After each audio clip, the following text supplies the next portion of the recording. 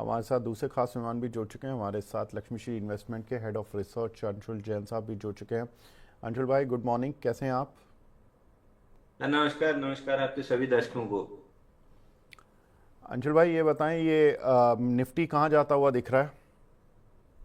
मैं ये बोल रहा था सर, जिस दिन सनी भाई आए ना उस दिन मेरे को नहीं बुलाया करो, या पहले क्यों? इनको एग्जिट करा के फिर मेरे को बुलाया करो। ऐसा क्या हो गया? अरे हर बार ये इतना न्योता देते हैं बम्बई में ऑफिस आने का। हर बार कोई ना कोई काम फंस जाता है, मैं गोली दे के निकल जाता हूँ। आप गोली दे के निकल जाते हो या ये मतलब फंसा नहीं नहीं, देते हैं? वो तो बुलाते ही हैं। अच्छा। मेरा ही कहीं ना कहीं काम फंस जाता है, मैं जा नहीं पाता हूँ। अच्छा, तो सामना तो करना पड़ेगा आपको इस चीज़ का। सनी भाई, आप कुछ कहना हाँ। चाहते हैं इनसे?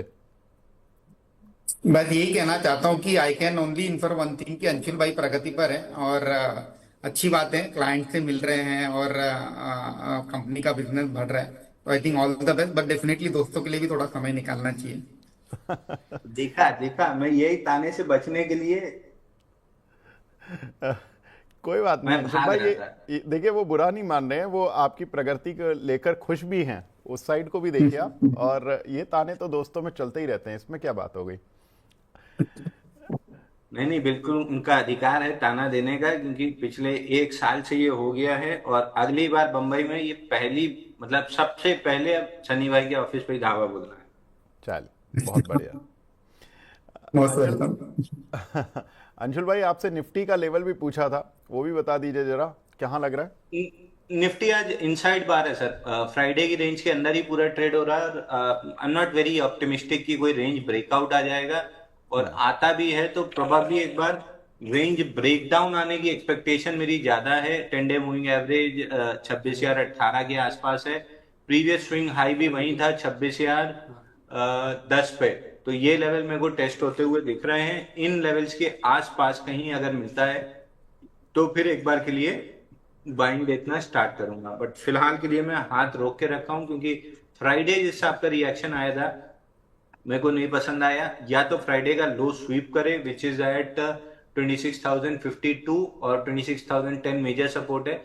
इस जोन में कहीं रिजेक्शन बना तो मैं एक बार बाइंग के लिए कोशिश करूंगा। जब तक ये लेवल आके स्वीप नहीं होता है तब तक मैं मतलब हाथ रोक के चलूंगा। Not very interested in trading index as of now. Bank Nifty जरूर थोड़ी सी रिलेटिव स्ट्रेंथ दिखा रहा है।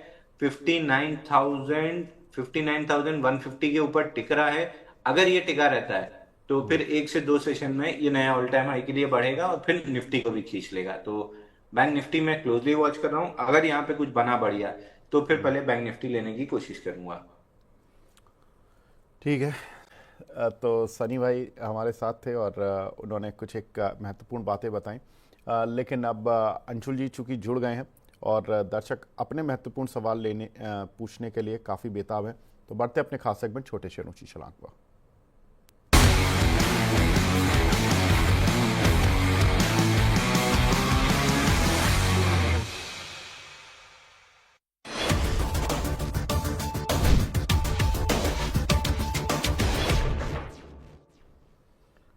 छोटे शेयर ऊंची छलांग, और दर्शकों के काफ़ी सारे सवाल हमें मिले हुए हैं। सुशील SC123 के नाम से आईडी बना हुआ है। ये पूछ रहे हैं, सर GMR एयरपोर्ट ब्रेकआउट पर है क्या, प्रीएम्प्टिव बाय करें क्या? जीएमआर एयरपोर्ट ब्रेकआउट दे चुका है सर 98 पे। 4 दिन से टाइट रेंज में है। 105 निकलता है तो फिर नए राउंड की तेजी आएगी। In all cases stop loss 94.65 का होना चाहिए। एक ये पूछ रहे हैं कि रिलायंस में एक गैप दिख रहा है 1430 का, ये गैप फिल करेगा या 1610 पहले आएगा?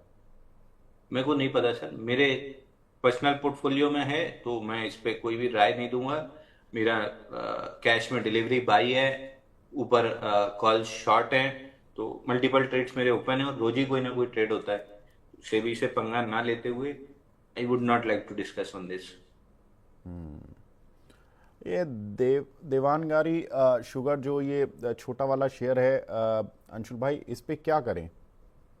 मनीष इसको शाह जी तीन पूछ रहे हैं। साठ 360 के बाद लेना है, 417 के बाद बेच देना है। 350 के नीचे क्लोज करता है तो वॉचलिस्ट से, 344 के नीचे क्लोज करे तो वॉचलिस्ट से हटा देना है। ठीक है, ठीक है सर। संतोष सिंह जी का सवाल है यहाँ पर, अदानी ग्रीन 1075 में स्टॉप लॉस और सपोर्ट क्या है सर? मैं मेरे पर्सनल पोर्टफोलियो में सर इस पे मैं कोई भी सलाह नहीं दूंगा। मेरा कॉल शॉर्ट है 1100 का, 1120 का, 1080 का। तो इस पे मैं कोई सलाह नहीं दूंगा क्योंकि मैं लगभग रोज ही ट्रेड कर रहा हूँ। ठीक है, तो इस पर भी ट्रेड नहीं दे पाएंगे अंशुल जी। लेकिन अंशुल जी कोई लेवल तो बता दीजिए, क्योंकि आपने इसको लॉन्ग टर्म के लिए लोगों को बाय कराया था, तो थोड़े से वो कंफ्यूज ना हो। लॉन्ग टर्म के लिए बाई किया तो रोज रोज सवाल नहीं आना चाहिए। सवाल 1447 के बाद आने चाहिए कि प्रॉफिट बुक करना है कि होल्ड करना है। ठीक है। सवाल सर जेएसडब्ल्यू इंफ्रा को लेकर भी आता है, और लोग इस पर भी सवाल पूछ रहे हैं कि सर इसको। एक्यूमुलेशन जोन में है, यहाँ पे एक्यूमुलेट करके चलना है। ऑल टाइम हाई आ जाए तो बेच लेना है, और लंबा खेलना है तो 700 रुपए के लिए प्ले कर सकते हैं। ठीक है, तो इसको यहाँ पर डिप पर लेते रहें और 700 रुपये के टारगेट्स के लिए बैठे रहें। अभी 298 का लिया हुआ है जीतनाथन जी ने। ठीक है सर, कोई दिक्कत नहीं है, आगे बढ़ते हैं। आईडीएफसी फर्स्ट बैंक सर, इस पर आपकी राय? आईडीएफसी फर्स्ट बैंक 76 तोड़ा था, 76 तोड़ा है, 84 तक जा सकता है, 8450, और 8450 निकला तो फिर ऑल टाइम हाई निकल जाएगा। एक हमारे दर्शक हैं मनोज शर्मा जी, ये पूछ रहे हैं टेनेको क्लीन एयर का लॉट आईपीओ में मिला है सर, अब इसमें क्या करें? ये आईपीओ वाला शेयर आ गया। सैटरडे वाला एपिसोड वापस देखिए। सैटरडे हमने आईपीओ बेस्ड डिस्कस किया है, आईपीओ पे क्या करना है, इस पे भी मल्टीपल डिस्कशंस हुए हैं। जब तक आईपीओ बेस्ड नहीं बन रहा है मेरा कोई इंटरेस्ट नहीं है। ठीक है, वो तो दर्शकों वो हमारे जो प्राइम मेंबर्स थे उनके लिए था, और मनोज शर्मा जी तो जो प्राइम मुझे मेंबर लिखवा बन रहे के देखें। ठीक है, चलिए, बिल्कुल ठीक है। वैसे मैं दर्शकों को बता दूं जिन्होंने वो एपिसोड नहीं देखा था, तो उसमें हमने ये आईपीओ बेस्ड ब्रेकआउट पर अंशुल जी ने करीब 15-20 मिनट बात की है और काफ़ी डिटेल में समझाया है। तो ये इम्पॉर्टेंट सेशंस होते हैं जो कि आपको अटेंड जरूर करने चाहिए। नीरज यादव जी हैं, इनका सवाल है आइनॉक्स ग्रीन पर 275 रुपये के लिए हुए हैं सर, इसमें बने रहें या निकल जाएं? 224 के नीचे आज क्लोजिंग आ रही है। अगर ये वीकली क्लोजिंग में कन्वर्ट होती है, वीकली तो 5 दिन हो जाएगा, तो थोड़ा सा दिक्कत हो सकती है। तो 224 के नीचे अगर डेली चार्ट पे भी क्लोज आती है तो एक बार एग्जिट कर लेना है। गैप फिल करने 214, और दूसरा गैप है 185, यहाँ तक आ सकता है अगर 224 के नीचे टिका तो। आइडियली वीकली क्लोज देखना चाहिए, बट इस टाइप के ब्रेकडाउन 5 दिन में कई बार गहरे चले जाते हैं। तो अगर आज की क्लोजिंग भी आती है तो एक बार एग्जिट करना चाहिए। ठीक है। अपल के नाम से आईडी है बजाज फाइनेंस, इन्होंने 1030 की बाइंग है, और इसमें शॉर्ट टर्म टारगेट क्या रहेगा? बजाज फाइनेंस में शॉर्ट टर्म तो कोई ट्रेड नहीं डेवलप हो रहा है। नीचे में प्रोबेबली नया वाला जो ब्रेकआउट था 960 रुपए का, उसको रिटेस्ट करने आ सकता है, बट इवेंचुअली 1200 रुपए जाते हुए दिख रहा है। ठीक है। अगला सवाल हमें मिला है यहाँ पर डीसीबी बैंक पर, पल माखीजा जी का नाम से आईडी बना हुआ है, इस पर क्या टारगेट रहेगा अंशुल भाई? डीसीबी बैंक, डीसीबी बैंक में अगेन वही जो ब्रेकआउट आया था 146 का, टारगेट 199 करीब का है। 4 दिन की कंसोलिडेशन से फ्राइडे ब्रेकआउट दिया था, लेकिन आज फॉलो थ्रू मूव नहीं है। 187 50 निकलता है तो 199 आराम से आ जाएगा। ठीक है। सुबोजीत रॉय जी का सवाल है, पहले तो गुड मॉर्निंग सुबोजीत जी। मैडम फ्रांस, इन्होंने लिया हुआ, ये पूछ रहे हैं करंट प्राइस पे ले सकते हैं क्या 1 साल के लिए? ट्रेन चालू हुई है 292 रुपए से, जा रही है 600 रुपए। अब आपको कहाँ चढ़ना है कहाँ उतरना है, कहीं भी चढ़ जाए, पेशेंस रखे रहेंगे तो 600 पे उतर जाएंगे। तो ultimately it is your choice. महंगा खरीदेंगे तो हो सकता है कंसोलिडेशन का वेट करना पड़े, पुल बैक का वेट करना पड़े, बट इवेंचुअली 600 रुपए जाते हुए दिख रहा है। ठीक है। मोहन जी का सवाल है, बीईएल का शेयर खरीदना चाहते हैं, क्या अभी सही टाइम है या वेट करें? 6 महीने का व्यू है इनका। मैं इस शेयर को अब अगले 4-5 साल कोई भी मूव के लिए प्ले नहीं करता। धीरे धीरे नीचे 360 दिख रहा है, और 360 टूटता है तो क्लाइमेटिक मूव कंफर्म हो जाएगी, और ये भी बाइंग क्लाइमेक्स की रेस में शामिल हो जाएगा 239 के टारगेट के लिए। तो मेरा अब इंटरेस्ट स्टॉक में खत्म हो चुका है। ठीक है। पापिया दास जी का सवाल है, थायरोकेयर 1580 रुपए के बाय किए हुए हैं सर, होल्ड या सेल? थायरोकेयर 1465 का ब्रेकआउट आया था, 1465 1427 की जोन में बुलिश एविडेंस पे बाई करना है। ऊपर में 17 1750 मिल सकता है, बट यहाँ पे स्प्लिट आने वाला है 28 नवंबर को। उसके बाद लिक्विडिटी बढ़ेगी। अगर वहां पे नहीं संभला 1427 तो फिर डाउनसाइड खुल जाएगी करीब करीब 1112 की। तो स्प्लिट तक तो होल्ड कर ही सकते हैं अगर है तो। और फ्रेश बाइंग के लिए पहले बुलिश एविडेंस बनने दीजिए सपोर्ट जोन में। ठीक है। आलोक भार्गव जी हैं, ये पूछ रहे हैं सर, ईपीएल यहाँ पर 234 रुपए के इन्होंने बाय किए हुए हैं, इनके लेवल्स कब तक आएंगे, ऊपर के लेवल कहाँ तक आ सकते हैं? बहुत मुश्किल है आना। 216 रुपए आए थे, एक बार दोबारा सवाल पूछ लीजिए। ठीक है। अरशद जी हैं, जैगल प्रीपेड पर पूछ रहे हैं, 400 का खरीदा हुआ है, शॉर्ट टर्म का नजरिया है, क्या करें सर? जैगल जैगल लगता ठीक है, लेकिन जब तक 399 निकल रहा है तब तक कोई इंटरेस्ट नहीं है। 399 के बाद फिर 499 तक का टारगेट बन सकता है। जैगल पे भी इस सैटरडे हमने लंबा डिस्कशन किया था। बिल्कुल मुझे याद है। लेकिन अब चूंकि नए दर्शक हैं, आई मीन हमारे दर्शकों में तो ठीक है, सवाल ले सकते हैं इनका। महेश जी का सवाल है, जीपीआईएल गोदावरी पावर में क्या करें सर? जीपीआईएल जीपीआईएल भी सैटरडे हमने डिस्कस किया था कि ब्रेकडाउन आया है 261.90 का। पहला टारगेट रहेगा 236.90 और 236.90 निकला तो फिर 205 तक कोई बड़ा सपोर्ट नहीं है। ठीक है। सुनीता चौधरी जी हैं, बोल रही हैं, good morning sir, good morning ma'am. बोल रही हैं कि मैं आपका डेली शो देखती हूं लेकिन मेंबरशिप नहीं ली है। कोई नहीं मैम, अगर आप डेली व्यूअर हैं और टाइम दे रहे हैं कोई प्रॉब्लम नहीं है। ये उन लोगों के लिए है जिनको प्राइम प्रोडक्ट्स हमारी सर्विसेज के लेने हैं। इट्स ओके, अगर आप एंजॉय कर रहे हैं, आपका काम हो रहा है, तो आप रेगुलर व्यूअर बन के भी एंजॉय कर सकते हैं। अगला सवाल हमें मिला है नितिन ठाकुर जी का, आईटीसी होटल और लेमन ट्री इन लेवल्स पर ले सकते हैं क्या सर शॉर्ट टर्म के लिए? आईटीसी होटल और लेमन ट्री, अभी इसका होटल और लिकर स्टॉक्स में प्रॉफिट बुकिंग चल रही है, अवॉइड कीजिए। बाकी सेक्टर में कोई बदलाव नहीं है। जैसे कोई बुलिश एविडेंस बनना स्टार्ट होता है, नया बेस बनेगा तो बाइंग करेंगे। लेमन ट्री हम डिस्कस करते आ रहे हैं कि 162 पे नहीं बुलिश एविडेंस बना है तो एक बार 144 तक आ सकता है। Same is with ITC hotel, जब 240 पे एग्जिट की सलाह दी थी तब से कोई फ्रेश ट्रेड फ्रेश एंट्री नहीं बनी है। अंशुल भाई, इनका तो सीजन आ जाता है, अक्टूबर से कहा जाता है इंडिया में कि मार्च तक का टूरिस्ट का अराइवल होता है, विदेशी टूरिस्ट का। और ऐसे में ये होटल शेयरों में प्रॉफिट बुकिंग, मतलब ये मिड कैप स्मॉल कैप की प्रॉफिट बुकिंग की तर्ज पर चल रही है या इनकी स्पेशल कुछ वॉल्यूम के साथ आ रही है इसमें? कोई वॉल्यूम नहीं है सर, सेलिंग में कोई वॉल्यूम नहीं है। मिड कैप स्मॉल कैप गिर रहे हैं, उसी की वजह से लगभग लीडिंग स्टॉक्स में भी प्रॉफिट बुकिंग आ रही है। आज भी सुबह 2 डिलीवरी कॉल दिए थे, चले नहीं, मतलब गिरे भी नहीं लेकिन चले भी नहीं। हमेशा मिड कैप स्मॉल कैप सुबह टेस्टिंग पोजीशन छोटी क्वांटिटी से स्टार्ट करना चाहिए, अगर बिल्ड होने लगे तो फिर क्वांटिटी ऐड करना चाहिए। तो आज दोनों दिए, दोनों वहीं के वहीं खड़े हैं, शांति से बैठ गए। अब शायद पूरा ही दिन शांति से हम काट देंगे। ठीक है। एक हमारे दर्शक हैं गार्डन रीच पर पूछ रहे हैं, 3000 का लिया हुआ इन्होंने, एग्जिट करें या होल्ड करें? एग्जिट कर लेना ज्यादा बेटर है। 2873 का ब्रेकआउट ऑलमोस्ट फेल ही हो रहा है और मैंने ये बताया भी था कि ये शायद फेल हो ही जाएगा।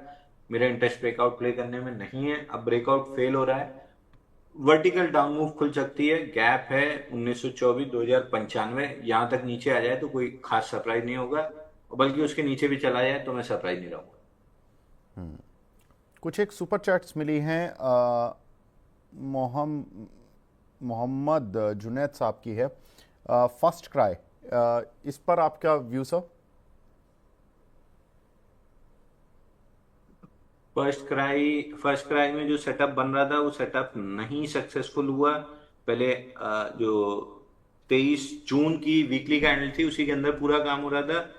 8 सितंबर को ब्रेकआउट फेल हुआ और उसी के लॉन्ग लिक्विडेशन में पैटर्न का लो आना था 337, जो लास्ट वीक में तोड़ के क्लोज हुआ है। तो फिलहाल तो खराब ही लग रहा है, लिक्विडेशन चल रही है। लिक्विडेशन प्रोबेबली इसको अपने ऑल टाइम लो तक ले जाने के मूड में है। एक स्विंग लो था 315, वहीं अटका है। 315 टूटा तो 286 का ऑल टाइम लो भी टेस्ट हो सकता है। सुहेल साहब हैं, इनका भी सुपर चैट पर सवाल मिला है, ये भी जेएसडब्ल्यू इंफ्रा पर ही पूछ रहे हैं। अंशुल भाई, ये जेएसडब्ल्यू इंफ्रा में ऐड करने के लिए ही पूछ रहे हैं, कह रहे हैं कि थोड़ा सा ज़्यादा नीचे आ गया तो थोड़ा नुकसान है। ये ऐड करने के लिए लेवल बिल्कुल ठीक है ना, परफेक्ट है, या अभी इसमें भी कोई रेंज है? Same is with Asian paints. 277 के नीचे जेएसडब्ल्यू इंफ्रा जितना आपको मिल जाए एक्यूमुलेट करके छोड़ते रहिए। प्रॉब्लम ये है कि आप ट्रेडिंग करने, मतलब इनके लिए नहीं बोल रहा हूँ, लोग ट्रेडिंग करने की कोशिश कर रहे हैं और वो ट्रेडिंग वाला स्टॉक ही नहीं है। तो आप फाइन डाइन में जाके बर्गर मांगेंगे तो दिक्कत है, और बर्गर किंग जाके आप फाइन डाइन मांगेंगे तो भी दिक्कत है। अल्टीमेटली योर चॉइस, करना क्या है तो बटन तो आप ही को दबानी है, मैं तो आके दबाऊंगा नहीं।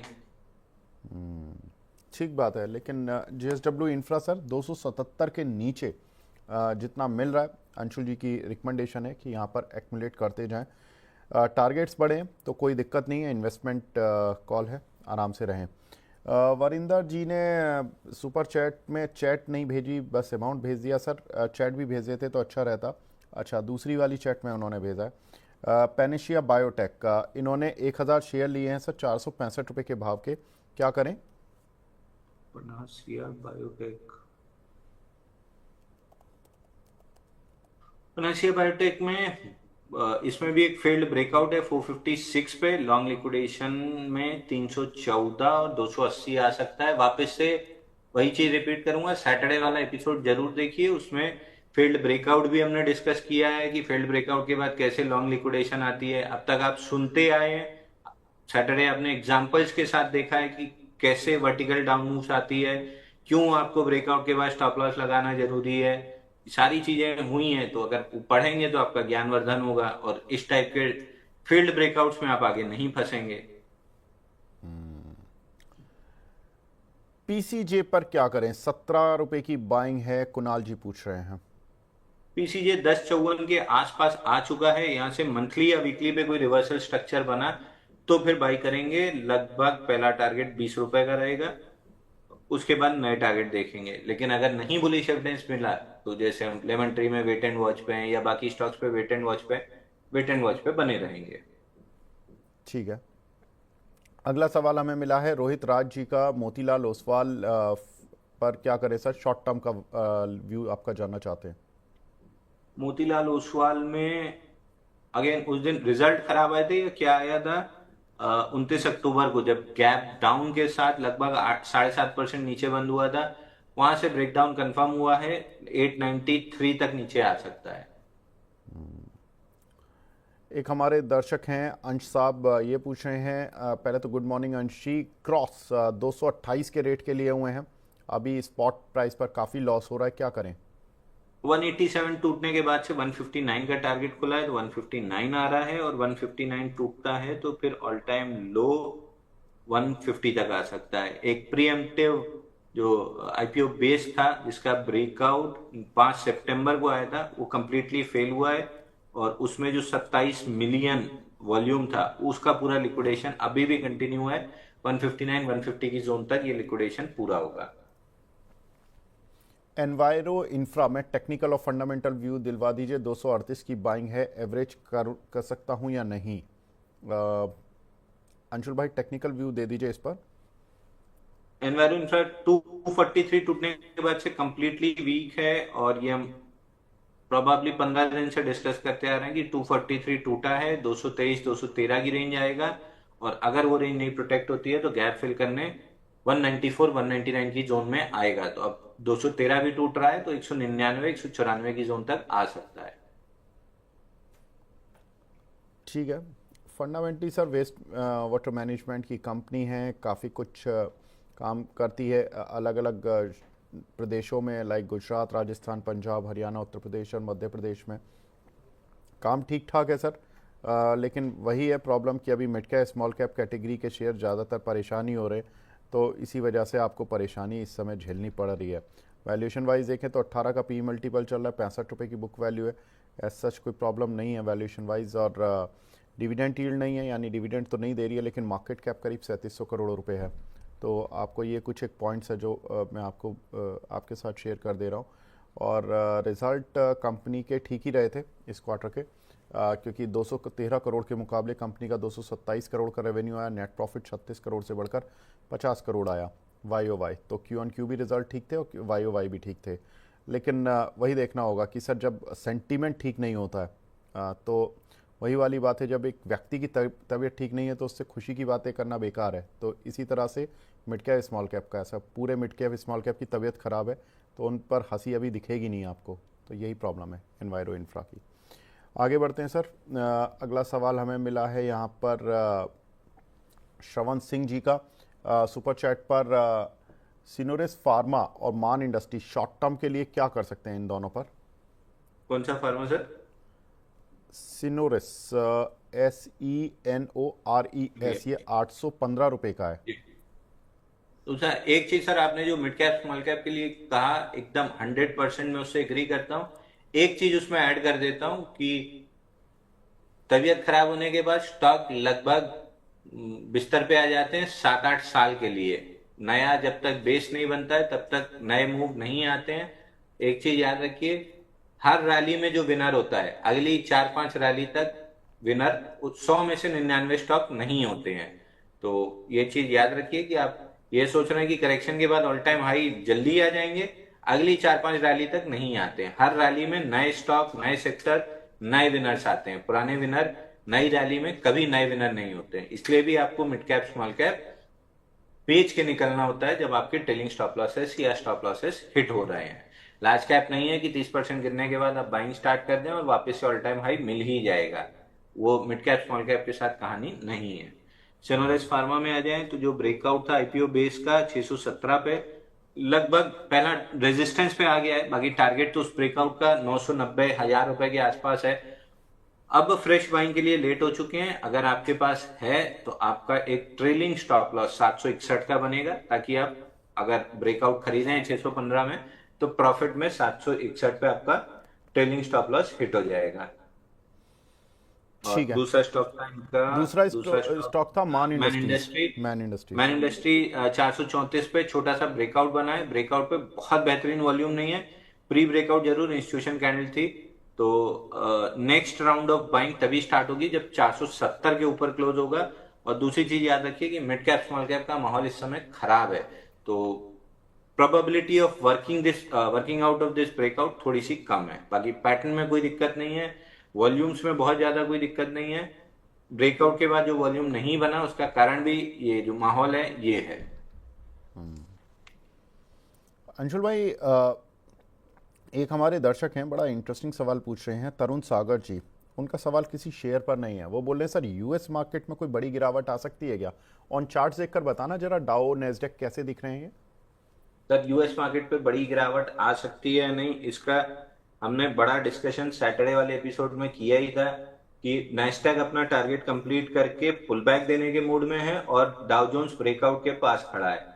इसमें से कौन जीतेगा ये आपको प्रोबेबली 2-3 हफ्ते लगेगा समय पता करने में, और जो भी जीतेगा वो दूसरे को अपने फेवर में कर लेगा। तो इस लड़ाई के दौर में जब दो सांड लड़ रहे हो, जब बनारस में सबसे ज्यादा सांड मिलते हैं घाट पे, तो जब दो सांड लड़ रहे हो ना तो सबसे अच्छा तरीका होता है कहीं घाट पे ऊंचाई पे जाके खड़े होके उस फाइट को एंजॉय करना, क्योंकि बीच में आप पड़े तो कोई भी एक जीते पटकनी आपको जरूर मिलेगी। तो बेटर है कि थोड़ा सा कोने में रहिए, 2-3 हफ्ते देख लीजिए कौन जीत रहा है। अगर डाउ जोन्स जीता तो यहां से कम 8-9% की अपसाइड बन जाएगी यूएस मार्केट में।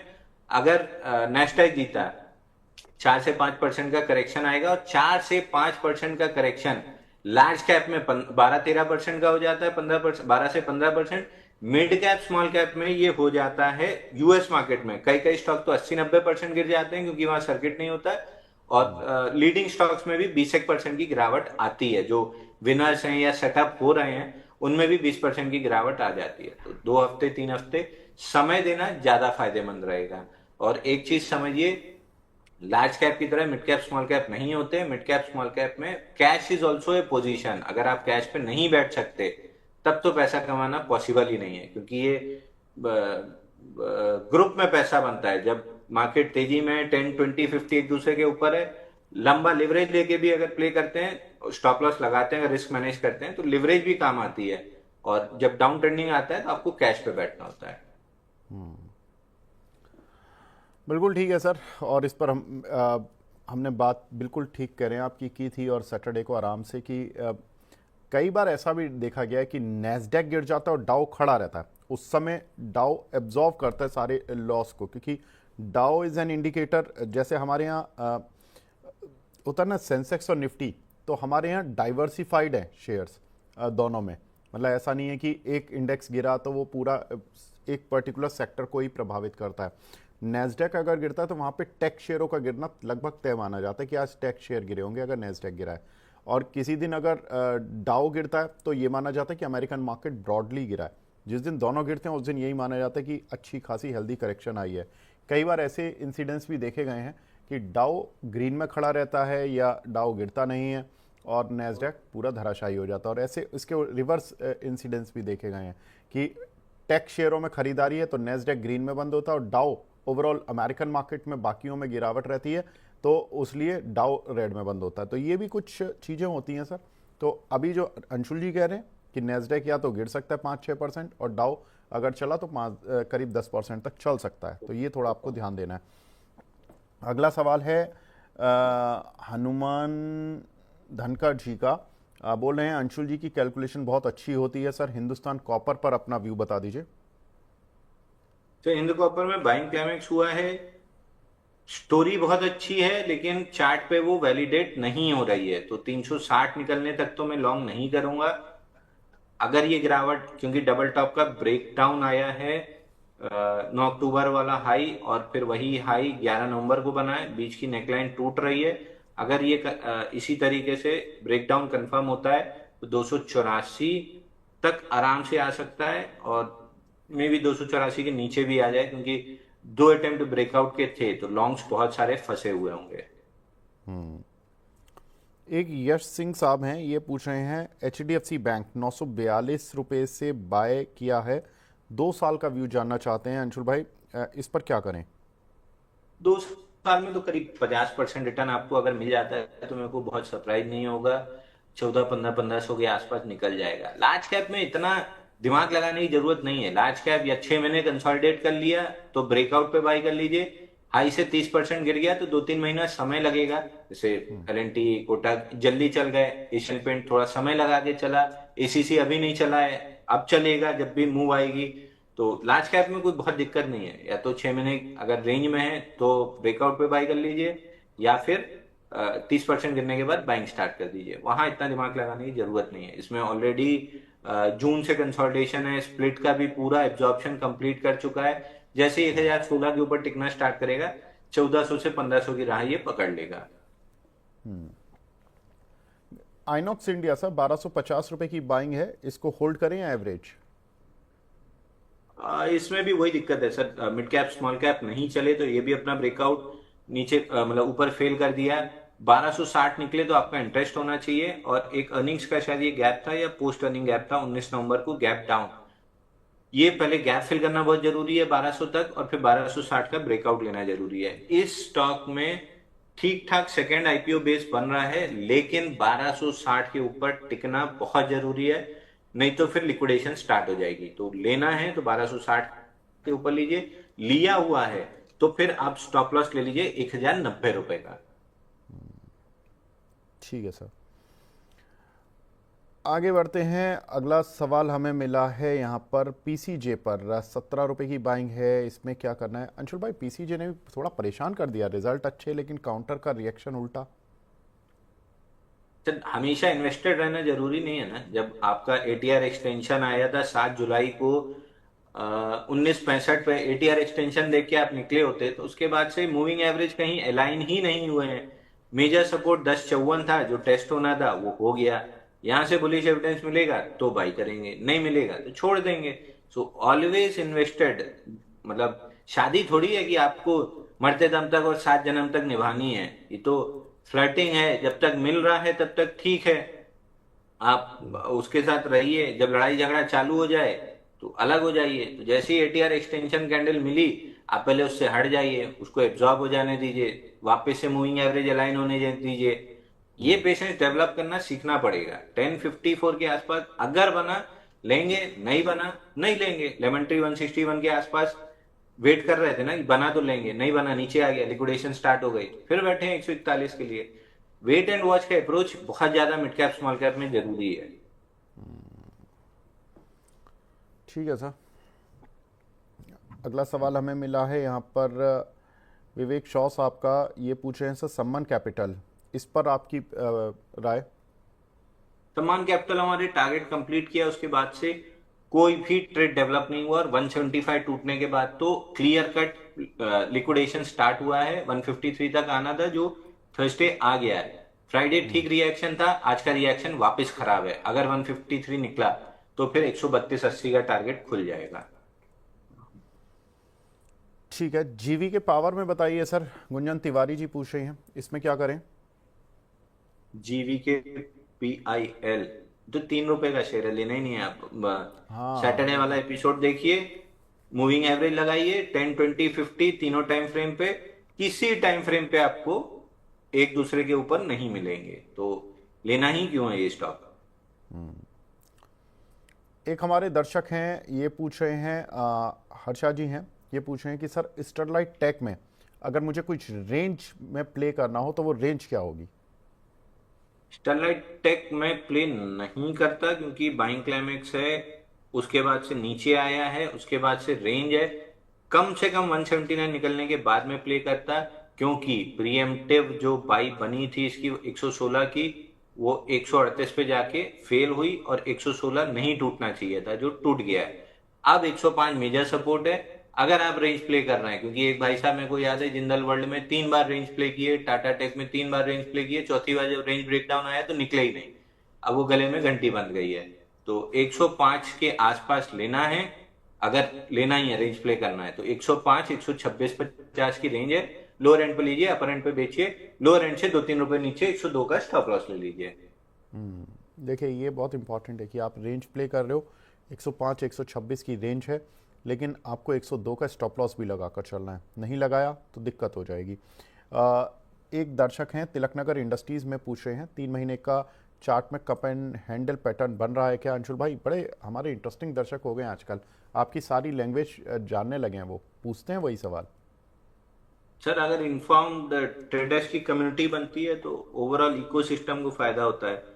कप हैंडल जरूर बनाए, लेकिन कप हैंडल बहुत अच्छा नहीं है। इसको आप कप हैंडल पैटर्न की जगह फ्लैग पैटर्न के तौर पे देखेंगे वीकली चार्ट पे। स्टार्टिंग फ्रॉम अप्रैल 2025 पहले पोल बना, फिर फ्लैग बना मई 25 से लेके जुलाई 25 तक, फिर ब्रेकआउट आया, 3 हफ्ते चला, फिर वापस से फ्लैगिश काइंड ऑफ एक्शन है। तो जब तक 526 के ऊपर ना टिके अवॉइड करना चाहिए। 466 टूट जाए तो फिर पैटर्न इनवैलिडेट हो जाएगा, छोड़ देना चाहिए।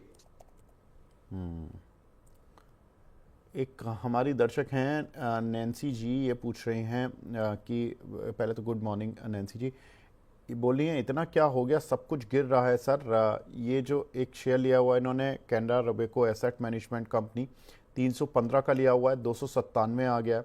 एशियन टाइल 68 का लिया हुआ है, वो भी गिर रहा है। सर क्या करें। कैनरा रेबेको तो आईपीओ है, अभी आईपीओ बेस जब तक नहीं बन रहा है तब तक कुछ नहीं करना है। एशियन टाइल्स में 65-90 के नीचे आ गया है, फिलहाल निकल जाएं, क्योंकि पोल अंडर फ्लैग पैटर्न के अपर एंड से रिजेक्शन आया है। लोअर एंड 56 आ सकता है, बाकी मेरे को बहुत उम्मीद नहीं है कि आएगा, लेकिन नया बाई 70 रुपए के ऊपर ही बनेगा। अगर चाहें तो एशियन टाइल से एग्जिट कर लें। थोड़ा सा अगर नजरिया लंबा करके 60 रुपए का स्टॉप लॉस ले लें तो आइडियली 60 रुपए का स्टॉप लॉस होना चाहिए, क्योंकि वीकली चार्ट पर पैटर्न बन रहा है, तो वीकली चार्ट के हिसाब से आपके स्टॉप लॉस आने चाहिए जो 60 रुपए पे है। तो 60 का स्टॉप लॉस लगा के एशियन टाइल छोड़ कीजिए। हो सकता है 3-4-5 महीना ले ले, बट इवेंचुअली काउंटर मेरे को 92 रुपए से 100 रुपए जाते हुए दिख रहा है। प्लस थोड़ा सा इस पे आप ज्यादा रोशनी डाल पाएंगे। पिछले 5 क्वार्टर में ट्रिपल डिजिट ईपीएस गेन है, पिछले 3 क्वार्टर से सेल्स राइज है, मार्जिन भी 3-4% के आसपास से बढ़ के 6% हुई है। तो फंडामेंटल स्तर पे सुधर रहा है, वीकली टेक्निकल स्तर पे पैटर्न डेवलपमेंट में है। तो ले लिए हैं तो होल्ड कीजिए। जो नहीं लिए हैं वो 70 के ऊपर अलर्ट लगा के छोड़ें, जिस दिन आए उस दिन ले लें। बिल्कुल ठीक है sir. Operating profit margins double हो गए हैं, 9% पर आ गए हैं, जो कि 4% हुआ करते थे। ऑपरेटिंग प्रॉफिट भी सितंबर क्वार्टर में डबल से ज़्यादा हुआ है, नेट प्रॉफिट भी 3 गुना से ज़्यादा हुआ है। इंटरेस्ट कॉस्ट ठीक है, ज़्यादा कुछ नहीं है, तो डेट बर्डन कंपनी पे ऐसा नहीं है कि कंपनी को दिक्कत देगा। और ईपीएस बिल्कुल ठीक कह रहे हो आप सर, ईपीएस ग्रोथ अच्छी खासी आई है। बस यही एक चीज़ है कि 70 पैसे की ईपीएस है इतनी ग्रोथ के बाद भी एक क्वार्टर की, तो अगर आप 4 क्वार्टर भी इतनी अच्छी ईपीएस आ जाए तो करीब करीब 3 रुपये की ईपीएस बैठेगी। 64 रुपये का शेयर है तो करीब करीब 31-32 का पी मल्टीपल हो गया। वो आपको थोड़ा सा वैल्यूएशन चेक करना होगा अपने फाइनेंशियल एडवाइज़र से। मैंने आपको सारे ट्रिगर जो मैं बता सकता था वो बता दिए। अगली एक सवाल मिला है हमें रिंकी रीत जी का, ये भी हमारी रेगुलर व्यूअर हैं। ये पूछ रही हैं सर मारुति सुजुकी पर व्यू दिलवा दीजिए, क्या राय है आपकी? मारुति सुजुकी मेरे को बहुत कोई पैटर्न नहीं दिख रहा है। 15,200 अगर आपके पास लॉन्ग है तो 15,240 का ट्रेलिंग स्टॉप लॉस ले लीजिए। अगर वो निकला तो फिर सीधा सीधा 13,600 पे जो गैप है उसको फिल करने आएगा। फ्रेश बाइंग नहीं बनती है। फ्रेश बाइंग अगर आपको करनी ही है, मतलब अगर एकदम डॉक्टर पर्ची पे लिख के दिया है कि नहीं ऑटो सेक्टर खरीदना ही है, तो हीरो मोटो देख लीजिए। 5673 के ऊपर इसने हर तरह की बेरिशनेस खत्म कर दी है, तो आराम से जा सकता है 7 से 8 हजार रुपए। स्टॉप लॉस बस आपको लेना है ब्रेकआउट कैंडल का लो। एक्चुअल स्टॉप लॉस आता है इसका 5200, बट अगर ब्रेकआउट कैंडल ही नहीं रही तो स्टॉप लॉस टारगेट कुछ भी नहीं रहेगा। तो ब्रेकआउट कैंडल का लो है 5571, 5571 के स्टॉप लॉस से होल्ड कर सकते हैं। ठीक है सर। अगला सवाल हमें मिला है रीना परमार जी का, ओरिएंट टेक 460 रुपये के लिए हुए हैं सर, एवरेज या होल्ड? ओरिएंटेक, ओरिएंटेक का इसमें भी फ्लैग पैटर्न था लेकिन ब्रेकआउट ही नहीं आया 500 के ऊपर, और फ्लैग का लो 426 टूटा है। लिक्विडेशन स्टार्ट है, तो पोल का लो 388 तक आराम से आ सकता है। 388 नहीं बचा तो जो पूरे पैटर्न का लो है 303 वो आ जाएगा। ठीक है। डीसीडब्ल्यू में क्या करें, बिपिन जी पूछ रहे हैं। डीसीडब्ल्यू, इसमें एफआईआई की 60 ठीक ठाक होल्डिंग है लेकिन स्टॉक चल ही नहीं रहा है। जब से 86 का लेवल वीकली पे टूटा है, 86 का स्विंग लो था 21 अक्टूबर को जो टूटा था जनवरी 2025 में।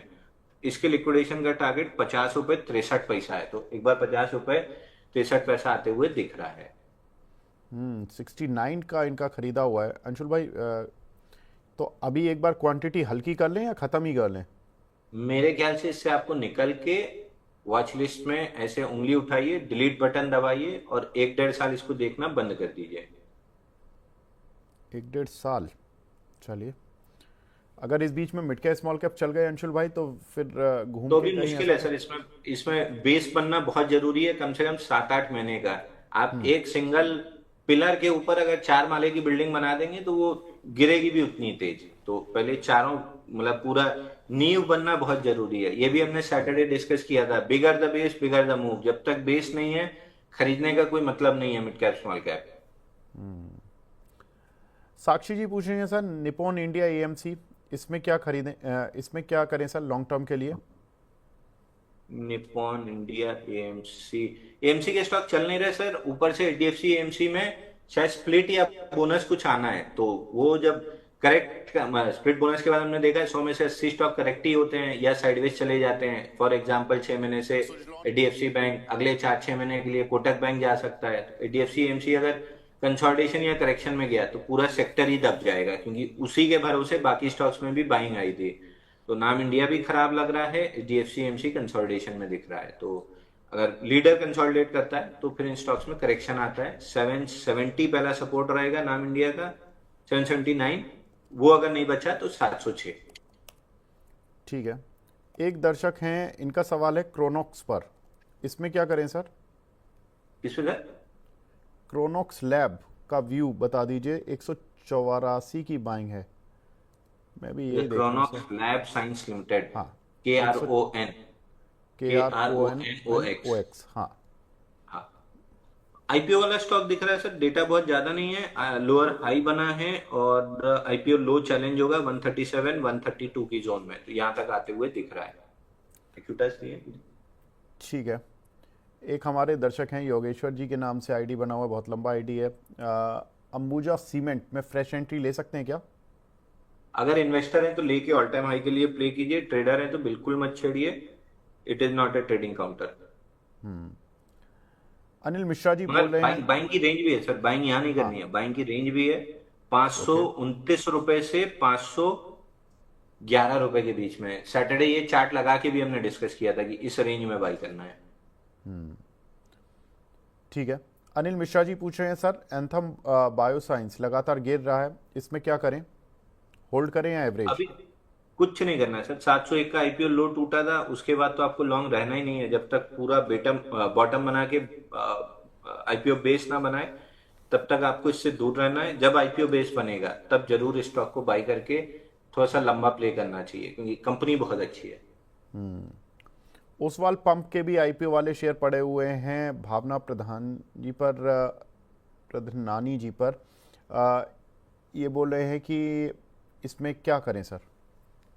मैं वही करना चाहिए सर, आपको तो सबसे पहला काम करना चाहिए कि आपको life cycle of A trade book लेके पढ़ लेनी चाहिए कि आईपीओ के स्टॉक बहुत लंबे होल्ड नहीं किए जाते हैं। 790 टूटने के बाद से हम डिस्कस कर रहे हैं, 614 आएगा। आज फ्राइडे 614 आया था और आज उसको तोड़ भी दिया है, तो अब ऑल टाइम लो पे है, मैक्स कर देंगे तो दिखेगा ऑल टाइम लो पे। लेफ्ट साइड में कोई भी सपोर्ट नहीं है, जब भी सेलिंग रुकनी होगी रुकेगी तो अपने आप में एविडेंस बनेगा। बाकी लेफ्ट साइड में कोई सपोर्ट नहीं है कि मैं बता दूं कि यहाँ रुक सकती है वहां रुक सकती है। एक्सटेंशन अगर ड्रॉ करें फर्स्ट एबीसी का तो टारगेट 410 रुपए निकल के आता है। ठीक है। एक हमारे दर्शक हैं मनीष सिंह जी, ये बोल रहे हैं चंबल फर्टिलाइज़र के बारे में बता दीजिए सब, 513 के लिए हुए हैं। अंशुल भाई, मैं चंबल फर्टिलाइज़र के साथ साथ मैं फर्टिलाइज़र शेयरों पर ही व्यू लेना चाहूँगा। मैंने उनसे भी लिया था व्यू सनी भाई से। एक्चुअली जीडीपी का डेटा आ रहा है Q2 का 28 नवंबर को, यानी कि शुक्रवार को, और इस बार मानसून तो सभी को पता है अच्छा रहा है, तो एग्रोकेमिकल या फर्टिलाइज़र में कुछ मूव बन सकता है क्या? अभी तो काफ़ी पिटे हुए शेयर चल रहे हैं सारे। सर देखिए, अगेन चंबल फर्टिलाइजर आपके लिए बेस्ट एग्जांपल हो सकता है पढ़ने के लिए। 11 फील्ड अटेम्प्ट के बाद 540 पे ब्रेकआउट आया था फरवरी 25 में, मई 25 में ऑल टाइम हाई बना था, और इसका ब्रेकडाउन 644 रुपए का जब आया था मई 2025 में, तब से हम डिस्कस करते आ रहे हैं कि 644 का ब्रेकडाउन आ चुका है, तो प्रॉफिट बुक करके एग्जिट कर लीजिए ब्रेकआउट वाले। नीचे में स्विंग लो 452 तक आ सकता है, 450 के आसपास आ गया है। केवल और केवल चंबल और दीपक फर्टिलाइजर ही वो वजह थी जहां पे Madras fertilizer, RCF, NFL full potential perform नहीं कर पाए। फर्स्ट टारगेट हिट करने के बाद फिर साइडवेज चले गए। तो अगर मूव आएगी भी आगे तो चंबल में तो नहीं आएगी, आएगी भी तो एनएफएल, आरसीएफ, मद्रास फर्टिलाइजर में आएगी। अच्छा, इनमें कहाँ तक आएगी अंशुल भाई? सब 20-30% चलेंगे, लेकिन जब तक सेटअप कंप्लीट ना हो तब तक बाई नहीं करना है, क्योंकि एनएफएल 88 के नीचे चल रहा है तो बिल्कुल ही खराब है। 101 रुपए के ऊपर एनएफएल निकलेगा तब बाई बनेगा। वो मद्रास तो फर्टिलाइजर 20% तो में ऐसी होगी अंशुल भाई, 88 से 101 आएगा तो 15-20% ब्रेकआउट के तो। बाद 30%, ब्रेकआउट के बाद 20% की बात कर रहा हूं मैं, अच्छा यहां से अच्छा। 20% नहीं, ब्रेकआउट के बाद। ओ। और same is with Madras fertilizer, ये जब तक 85 के नीचे है बाइंग नहीं बनती, बल्कि आइडियली 88 के ऊपर बाइंग बनेगी, तब आपको 20% मिलेगा। और आरसीएफ में आपको 161.50 के ऊपर ब्रेकआउट प्ले करना है, तब आपको लगभग 200 का टारगेट मिलेगा। तो never by on dips, mid cap, small cap, by on breakout. ठीक है, तो अभी कोई भी तेजी में ज़्यादा प्रलोभन में नहीं आना है। एक लगे हाथ तो रैलिस इंडिया भी देख लो अंशुल भाई, इसमें कुछ है उम्मीद? क्योंकि अक्सर जीडीपी डेटा के आसपास चलता है शेयर।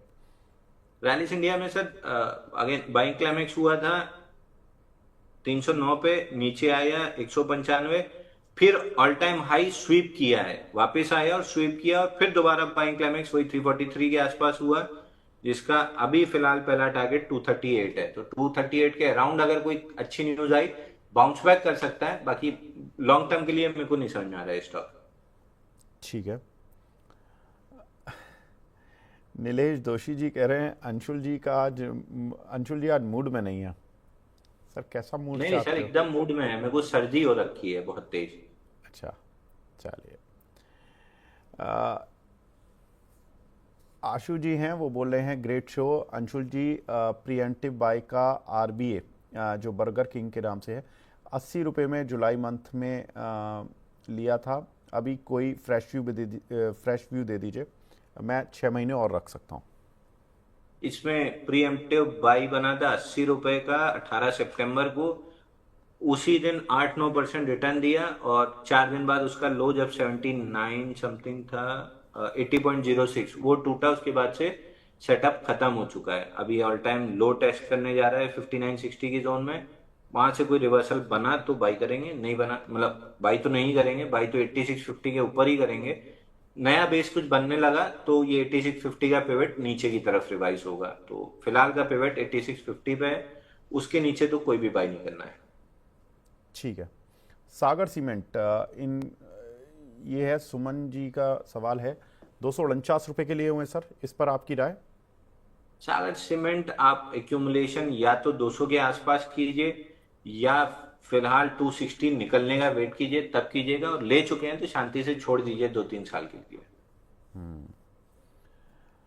आदित्य राजपूत जी हैं, अदानी एनर्जी सॉल्यूशन पर पूछ रहे हैं सर, 1000 का लिया हुआ है, क्या करें इस पर? 940-950 बाइंग रेंज है। उस रेंज में अगर बुलिश एविडेंस मिला तो बाई करेंगे 1090 के लिए। पैटर्न अभी भी इंटैक्ट है, लेकिन माहौल खराब हो रहा है इसलिए थोड़ी सी दिक्कत है। 940 के पास क्लियर एविडेंस मिला तो फिर लॉन्ग करेंगे। ठीक है। एक हमारे दर्शक हैं हरि प्रसाद जी, ये पूछ रहे हैं सर, 444 के केपीआई एनर्जी लिए हुए हैं, 391 चल रहा है केपीईएल, इसमें क्या करें सर? केपीएल में एक ट्रेडिंग ब्रेकआउट 439 पे फेल हुआ है। 2 दिन अच्छी मूव दिया, तीसरे दिन फेल किया। उस दिन 437 पे क्लोजिंग थी, वहां से आपको एग्जिट करना था। पैटर्न का लो 378 आते हुए दिख रहा है, और ये गिरावट इन्वेस्टर्स के लिए बहुत बेहतरीन मौका होगा टू एक्यूमुलेट फॉर एटलीस्ट 1000 टू 1200 टारगेट। एक नीचे गैप छूटा है 349 के आसपास, मे बी उस गैप को फिल करने नीचे आ सकता है, क्योंकि अगर ये गैप छूटता है तो अप ट्रेंड पे हमेशा डाउट रहेगा। तो बेटर है कि पहले ये गैप फिल कर ले, ताकि सेक्युलर बुल रन में आने में इसको कोई दिक्कत ना हो। इसी बीच एम फिन नया ऑल टाइम हाई। देखिए ज्योति शर्मा जी बोल भी रही हैं, मैडम फाइनेंस जबरदस्त मूव इस काउंटर पर चल रहा है। अंशुल भाई कहाँ जा रहा है ये शेयर? ये जा रहा है 600 रुपए। अच्छा, तो इसी को बाय कर लें लोग, कोई स्टॉप लॉस करके लगा रखने कर? चाहिए। फिर वही है ना, महंगा खरीद के फिर अगर पुल बैक आएगा तो सबको डर लगने लगेगा। एलटीएफ में आपने इतना बड़ा पैटर्न देखा, इतनी बड़ी मूव देखी, उसके बाद अगर आपको महिंद्रा एंड महिंद्रा फाइनेंस पे डाउट आ रहा है तो फिर आपको नॉलेज गेन करने की जरूरत है। एलटीएफ में कितना क्लीन स्ट्रक्चर ब्रेकआउट था, श्रीराम फाइनेंस में कितना क्लीन स्ट्रक्चर ब्रेकआउट था, सेम ही सेक्टर से एम फिर निकल रहा है। तो डाउट करने की कोई वजह मेरे को नहीं लगता होनी चाहिए। केवल 4% ऑफ द पोर्टफोलियो आपको 316 पे रिस्क कर लेना चाहिए था। जाता तो 4% जाता, आता तो 40% आता। ठीक है sir. Last question, Tata power में पॉजिटिव न्यूज़ आई है तो भी नहीं चल रहा, 460 रुपये के लिए हुए हैं, स्ट्राइकर्स के नाम से आईडी है। अंशुल भाई आज एक न्यूज़ आई थी कि इन्होंने एक भूटान में प्रोजेक्ट्स पर करार किया है, जेवी किया है, जिसकी वजह से काउंटर में इनिशियल मूव हल्का सा लगा था कि मिलेगा, लेकिन मिला नहीं और ये काउंटर गिर गया। देखिए लॉन्ग जेस्टेशन वाले ये प्रोजेक्ट होते हैं, 5-5, 6-6 साल में कंप्लीट होते हैं, तो इन प्रोजेक्ट्स की न्यूज़ पर डेफिनेटली सेंटीमेंट पॉजिटिव हो पाता है, लेकिन ऐसा कुछ शेयर नहीं चलता है। या तो कोई बहुत बड़ी कंपनी से या बहुत बड़े कोई इंटरनेशनल क्लाइंट से मिलाओ, भूटान से मिलते रहते हैं सर ऑर्डर, इसलिए आज ये काउंटर पर रिएक्शन ऐसा तेज मिला नहीं। लेकिन अंशुल भाई कोई चार्ट पर आपको लेवल दिख रहे हो तो? सर 414 के नीचे जब तक है तब तक तो कोई मूव आती नहीं दिख रही है। कोई भी मूव आनी है तो 414 के ऊपर ही आएगी। तो उसको तोड़ने में आप अपना योगदान ना दें, क्योंकि आपके 1500 शेयर से वो नहीं टूटेगा, इंस्टीट्यूशन ही तोड़ पाएंगे। जब तोड़ लें तब आप आगे बाई कर लीजिएगा। 414-35 के ऊपर 447 और ऑल टाइम हाई दोनों मिल जाएगा। ठीक है सर। चलिए काफ़ी सारी बातें हुई, लेकिन आज एक सवाल और भी हमें रोज मिलता है, वो मिलता है टाटा मोटर पीवी पर, पैसेंजर व्हीकल पर। तो आज हमने सोचा कि उसका स्टॉक एक्सरे कर लें, एक बड़ी खबर भी आई है, तो उस पर बात करते हैं विस्तार से।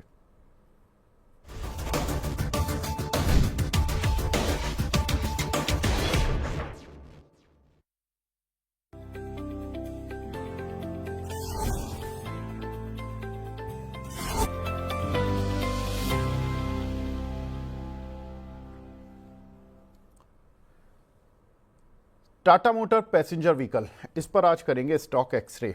खबर भी ऐसी है और खबर से पहले ही इसकी कुछ परफॉर्मेंस ऐसी है कि बात करनी जरूरी हो गई है।